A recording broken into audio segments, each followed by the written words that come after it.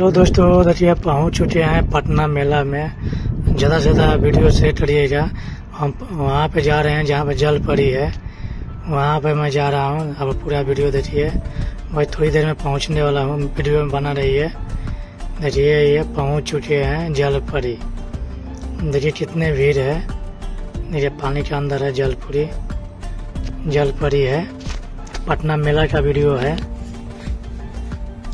वहाँ पे एक सेट वीडियो मिलेगा देखने के लिए। पटना का यही है जल परी। देखिए कितना अच्छा है। वहाँ पे आदमी जा रहा है वीडियो बनाने के लिए। ये लड़की वीडियो बना रही है। देखिए कितना भीड़ हो रहा है। आप लोग ज़्यादा से ज़्यादा वीडियो शेयर करिएगा। चैनल सब्सक्राइबर नहीं किए तो जरूर करिएगा।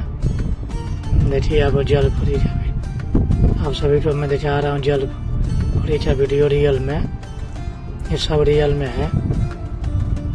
बहुत अच्छा लगा हुआ है पटना का मेला गांधी मैदान में। जल परी का देखिए पूरे पानी के अंदर।